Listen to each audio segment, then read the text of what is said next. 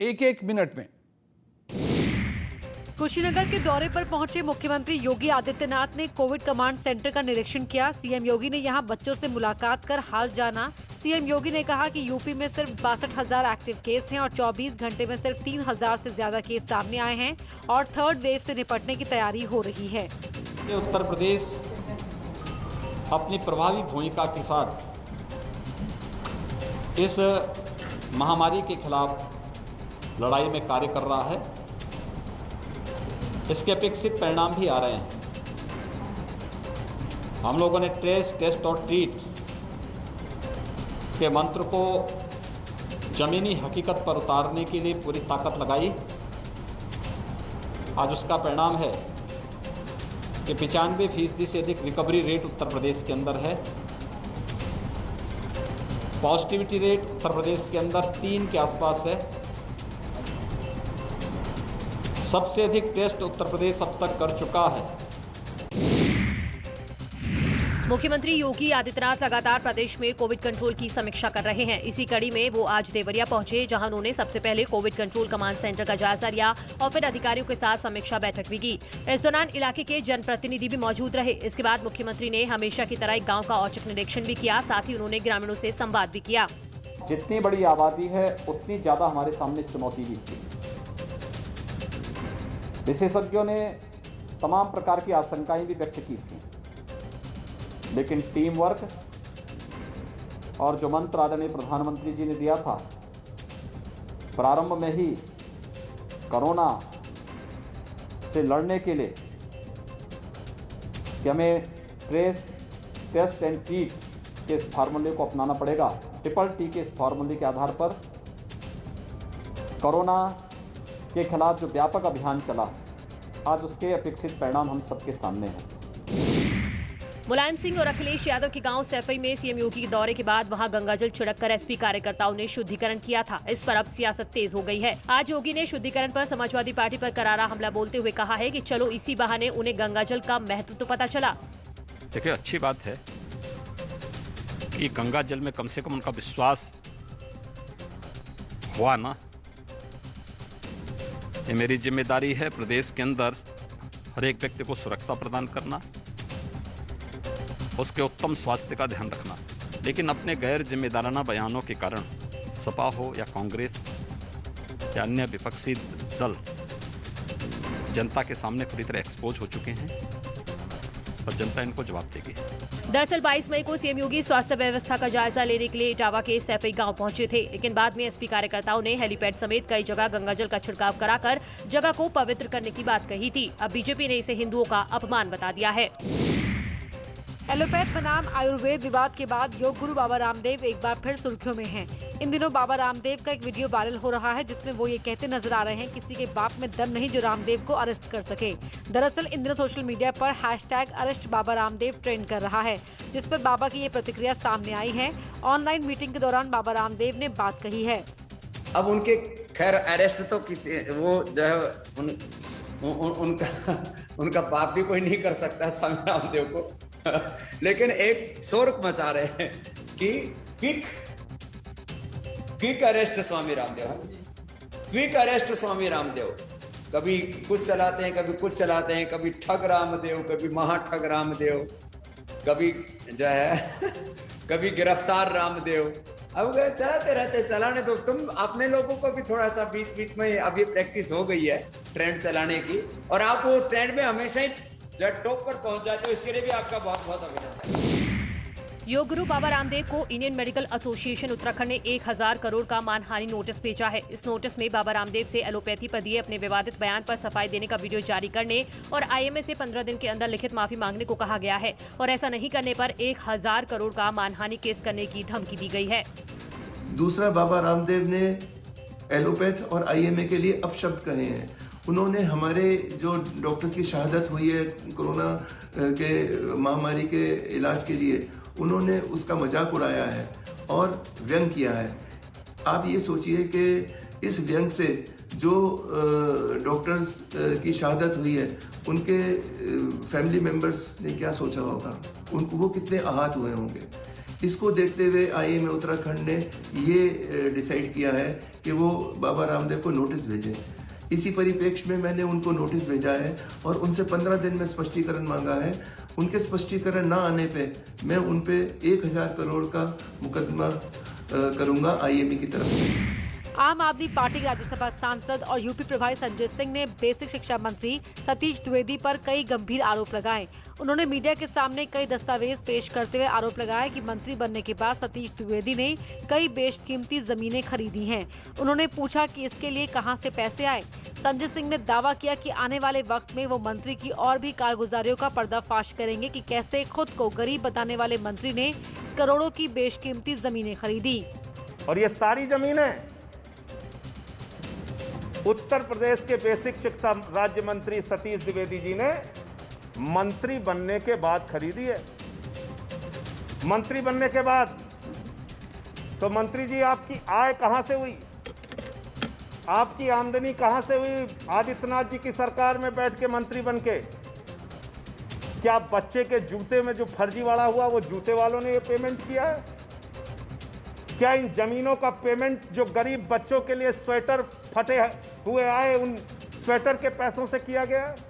आम आदमी पार्टी ने सीएम योगी से आग्रह किया है कि वो ऐसे मंत्री को फौरन बर्खास्त करे। पार्टी अब लोकायुक्त से मंत्री के कथित भ्रष्टाचार की शिकायत करने की तैयारी कर रही है। किसान आंदोलन के 6 महीने पूरे होने पर किसानों ने देश भर में काला दिवस मनाया।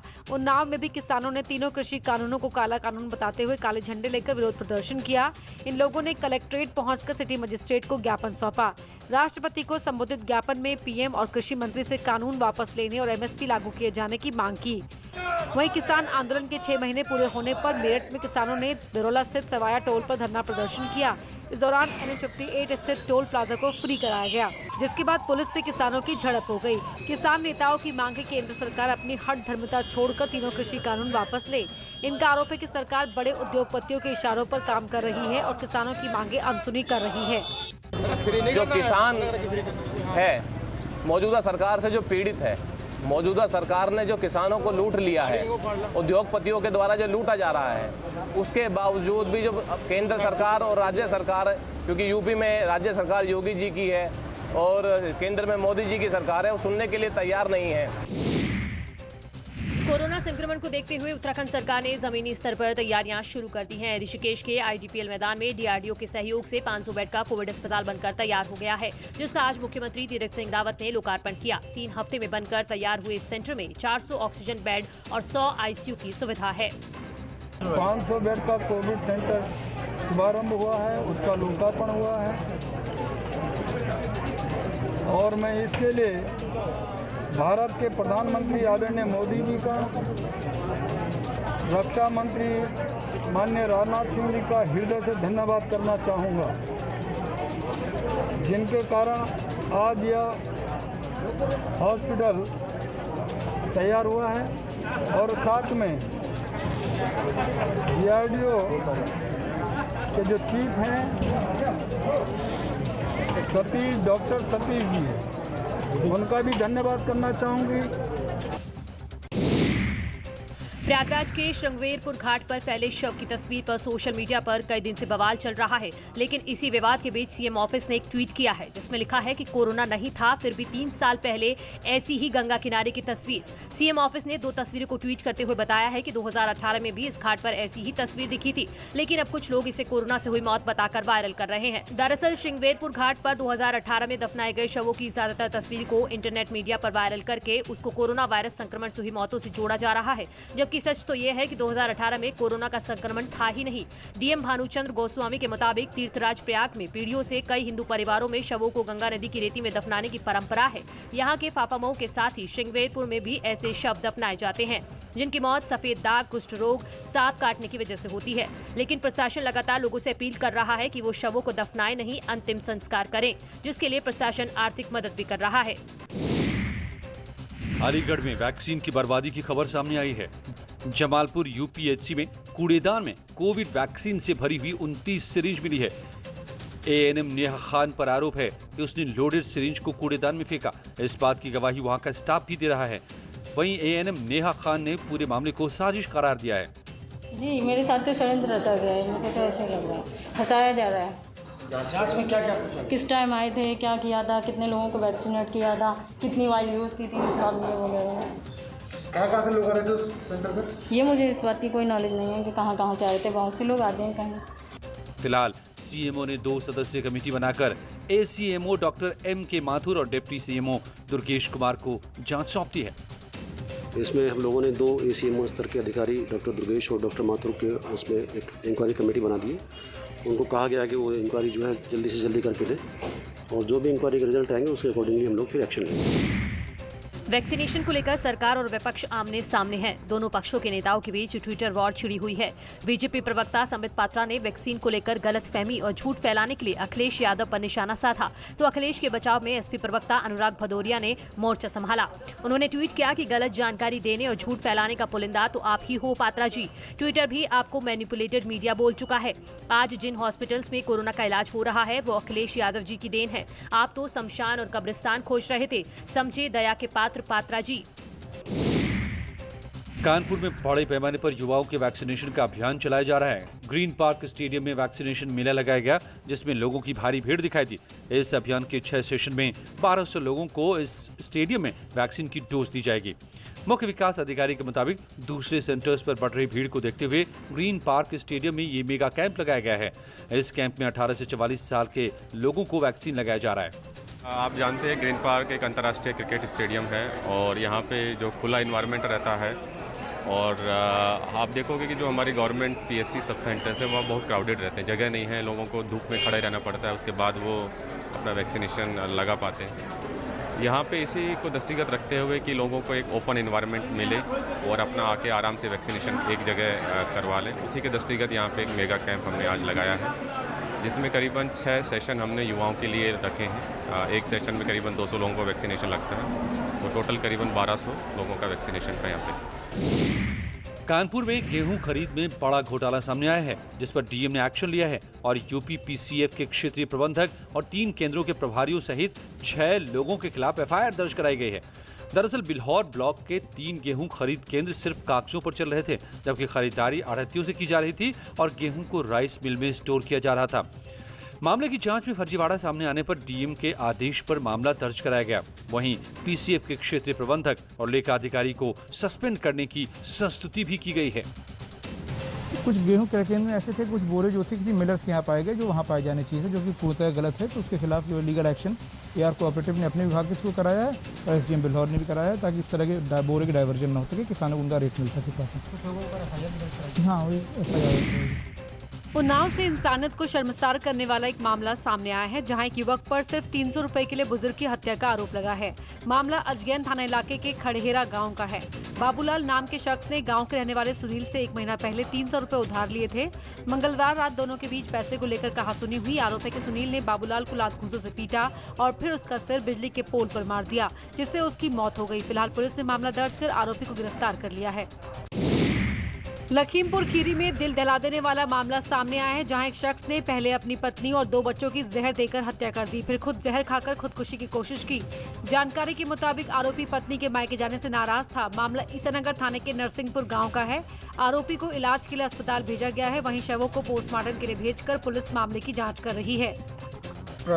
थाना ईसानगर क्षेत्र अंतर्गत वीर सिंहपुर गाँव से एक सूचना प्राप्त हुई कि बुधई नाम का एक युवक जो मूल रूप से बहराइच का रहने वाला है और कल अपनी ससुराल वीर सिंहपुर आया था, उसके द्वारा घरेलू कलह के चलते अपनी पत्नी और 2 बच्चों को जहर पिला दिया है और खुद भी जहर पी लिया है। बुधई की हालत बहुत गंभीर है और उसको हॉस्पिटल रेफर किया गया है। बुधई की पत्नी और दोनों बच्चों की मृत्यु हो गई है। पुलिस द्वारा मौके पर पहुंचकर प्रकरण में नियमानुसार अग्रिम कार्रवाई की जा रही है। मुरादाबाद में दहेज के लिए महिला की हत्या का मामला सामने आया है। आरोप है कि मझौला थाना के जयतीपुर इलाके में रहने वाले सिराज ने दहेज की मांग पूरी न होने पर अपनी पत्नी का गला दबाकर हत्या कर दी और हत्या के बाद मायके वालों को गिरने से मौत की सूचना दी गई। मायके वालों ने हत्या का आरोप लगाकर कार्रवाई की मांग की है। पुलिस ने शव पोस्टमार्टम के लिए भेज दिया है। महिला की शादी करीब 10 दिन पहले ही हुई थी। दहेज के ऊपर लड़ाई हुई थी और इसको मारा पीटा, समझे। हमारे पास खबर जब पहुँची, उससे बातचीत तो सही से हुई थी हमारी। उसके बाद जब पहुँची तो उनका फ़ोन आया तो आपकी बहन मर गई। चक्कर खा के मर गई। भैंस के ऊपर लड़ाई हो रही थी, समझे। ये दोपहर हुई थी 12 बजे, रात भी करी थी, दोपहर भी करी थी 12 बजे। सही थी बिल्कुल। क्या लगता है?